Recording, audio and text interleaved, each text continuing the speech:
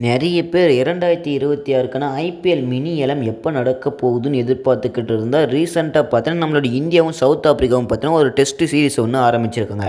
அதில் நான் தாண்டா ஒரு தரமான பவுலர்னு சொல்கிற விதமாக பும்ரா தரமான பர்ஃபார்மன்ஸை கொடுக்கறது பல விஷயங்கள் பார்த்தீங்கன்னா நடந்திருக்கு. ஸோ இன்றைக்கி நம்ம வீடியோவில் ஃபர்ஸ்ட் இன்னிங்ஸில் என்ன நடந்திருக்கு, டேஸை வின் பண்ண சவுத் ஆப்பிரிக்கா பேட் பண்ண வந்திருப்பாங்க. அவங்களால பார்த்தீங்கன்னா ரொம்பவுமே கம்மியான ஸ்கோர் தான் அடிச்சிருப்பாங்க. அதுவும் 200 கூட தாண்டல, 200க்கு கம்மியாக தான் பார்த்தீங்கன்னா அடித்து வச்சுருக்காங்க.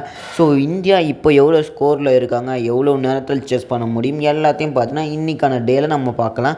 அதுக்கு முன்னாடி நம்ம சேனலை நீங்கள் புதுசாக இருந்தீங்கன்னா சப்ஸ்கிரைப் பண்ணாமல் பார்க்குறீங்கன்னா மறக்காமல் சப்ஸ்கிரைப் பண்ணிச்சுட்டு வீடியோக்கு லைக்கை கொடுத்துட்டு உங்கள் ஃப்ரெண்ட்ஸுகளை ஷேர் பண்ணிவிட்டு வாங்க. வீடியோக்குள்ளே பார்க்கலாமா? மேட்ச் வின் பண்ண சவுத் ஆப்பிரிக்காவோட கேப்டனாக இருக்கிற பவுமா அவங்க பார்த்தீங்கன்னா வந்திருப்பாங்க. ஸோ எங்களுக்கு பேட்டிங் தான் முக்கியம்னு சொல்கிற விதமாக பார்த்தீங்கன்னா அவங்க பேட்டிங் எடுத்திருப்பாங்க.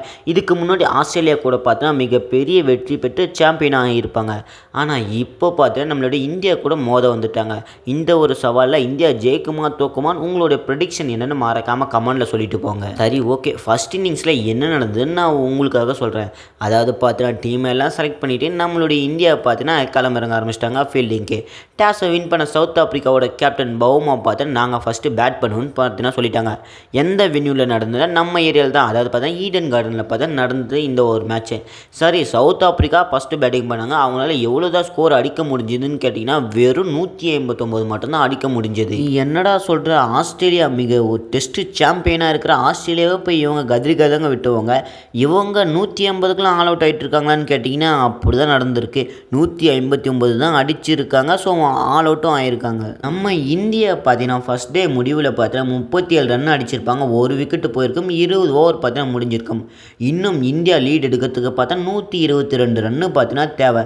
ஒரு நாள் தான் முடிஞ்சிருக்கு. ஸோ நாளைக்கு இந்தியா மேட்ச் விளையாட சொல்ல பார்த்தீங்கன்னா இந்த ஒரு லீடை எடுத்துருவாங்களா, அப்படி இல்லைன்னா இந்த லீடை எடுக்க முடியாமல் சவுத் ஆப்பிரிக்காவோட பவுலர்ஸ்லாம் பார்த்தீங்கன்னா திறமையாக போட்டுருவாங்களா என்னென்னு மறக்காமல் கமெண்ட்டில் சொல்லிவிட்டு பிச்சு எதனா நாளைக்கு மாறுறதுக்கு வாய்ப்பு இருக்கா இல்லையான்னு உங்களுடைய ஒப்பீனியனை மறக்காமல் கமெண்ட்டில் சொல்லுங்கள். மார்க்ரம், அதாவது பார்த்தீங்கன்னா சவுத் ஆப்பிரிக்காவோட ஓப்பனிங் பேட்ஸ்மேனான மார்க்ரம், ரிக்கல்டன் ஓப்பனிங் வந்திருப்பாங்க. ஸோ நல்லாவே பண்ணிக்கிட்டு இருந்தாங்க தான் சொல்லணும். ஏன்னா முதல் விக்கெட்டு போகிறதுக்கே பார்த்தீங்கன்னா 52 ரன்னு பார்த்தீங்கன்னா ஆயிடுச்சு. முதல் விக்கெட் போனதுலேருந்து பார்த்தீங்கன்னா அப்படியே கண்டினியூஸாக ஒன்று பார்த்தீங்கன்னா விக்கெட்டு விழ ஆரம்பிச்சிச்சு. அதனால தான் இந்தியா பார்த்தீங்கன்னா 159க்குலாம் சவுத் ஆப்பிரிக்காவை சுட்டிட்டாங்க. ஆனால் இந்த அளவில் சுட்டுறதுக்கு ஒரு முக்கியமான காரணம் என்னென்னா நம்ம டீமில் இருக்கிற வேகப்பந்து வீச்சரான ஜஸ்பிரித் பும்ரா சாதாரணமான பவுலரே இல்லைங்க. என்னங்க அவர் ஏலியன் மாதிரி ஓவர் போட்டுக்கிட்டு இருக்காங்க. நம்ம ஏலியன்னு சொன்னால் பேட்டிங்கை பொறுத்தவரைக்கும் பார்த்தீங்கன்னா ஏவி டிவிலியர்ஸை சொல்லுவோம். அதே மாதிரி ஏலியன் பவுலர்னால் நம்ம பும்ராவை தான் சொல்லணும். ஏன்னா அந்த மாதிரி உள்ளி வச்ச மாதிரி பார்த்தீங்கன்னா அவங்க ஓவராக பூசிக்கிட்டு வராங்க. வெறித்தனமாக இருக்குது பார்க்குறதுக்கே. நீங்கள் உங்களுக்கு பார்க்கறதுக்கு டைம் இல்லைனா இந்த ஒரு வீடியோ பார்த்து தெரிஞ்சுக்கங்க. சரி, ஆடம் மார்க்ரம்னால பெருசாக ஒன்றும் பண்ண முடியலங்க. 48 பால் ஆடி இருப்பாங்க, 31 ரன்னு தான் அடிச்சிருப்பாங்க. 5 4 அடித்து ஒரு 6 பார்த்தீங்கன்னா அடிச்சிருப்பாங்க. வெறும் 64.58 ஸ்ட்ரைக் ரேட்டில் பார்த்தீங்கன்னா இவங்க விளையாடி இருப்பாங்க. மார்க்ரமுக்கு சப்போர்ட்டாக வந்த ரிக்கல்டன் அவங்க பார்த்தீங்கன்னா 22 பால் ஆடி இருப்பாங்க, 23 ரன் அடித்து 4 4 விளையாடிருப்பாங்க. ஸோ அவங்களோட ஸ்ட்ரைக் ரேட் 104 இருக்கும். அதுக்கப்புறம் முல்டர் வந்திருப்பாங்க, 51 பால் ஆடி 24 ரன் அடித்து 3 4ல் பார்த்தீங்கன்னா அவுட் ஆகிட்டு போயிருப்பாங்க.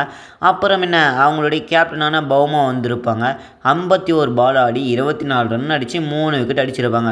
இதில் பெருசாக அடித்தது யாருன்னு கேட்டிங்கன்னா மார்க்ரம் தாங்க. 48 பாலுக்கு 31 ரன் அடிச்சிருப்பாங்க. மற்றவங்க எல்லாம் பார்த்தீங்கன்னா 20 16 0 5 இந்த மாதிரி லோயஸ்ட் ஸ்கோரில் தான் எல்லோரும் பார்த்தீங்கன்னா இருந்துக்கிட்டு இருக்காங்க. அப்புறம் இந்த ஒரு மேட்ச்சில் நாட் அவுட் பேட்ஸ்மேனாக யார் இருந்துக்கிட்டு வந்தாங்கன்னா ஸ்டம்ப்ஸ் தான். இவங்க ஐபிஎல்லில் நிறைய பேருக்கு தெரியறதுக்கு வாய்ப்பு இருந்திருக்கும். ஏன்னா ஏபி டிவிலியர்ஸ் மாதிரி இந்த டீமில் இருக்கிறவங்க பாதி பேர் எல்லாம் பார்த்தீங்கன்னா ஏலியனை விட பார்த்தீங்கன்னா மோசமாக விளையாடுறாங்க. அந்த மாதிரி 360 லெவலில் பார்த்தீங்கன்னா ஷாட்லாம் பயங்கரமாக விளையாடிக்கிட்டு இருப்பாங்க. அதுக்கெல்லாமே நமக்கு தெரிஞ்ச விஷயம் தான். சவுத் ஆப்பிரிக்காவோட முதல் டேயில் ஃபர்ஸ்ட் இன்னிங்ஸ் பார்த்தீங்கன்னா கம்ப்ளீட்டாக முடிஞ்சிருச்சு.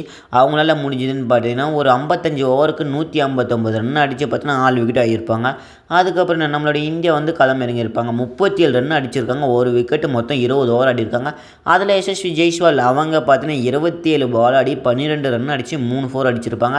அதுக்கப்புறம் கிளாசிக் ராகுல் 59 பால் ஆடி 13 ரன் அடிச்சிருக்காங்க, 2 4 அடிச்சிருக்காங்க.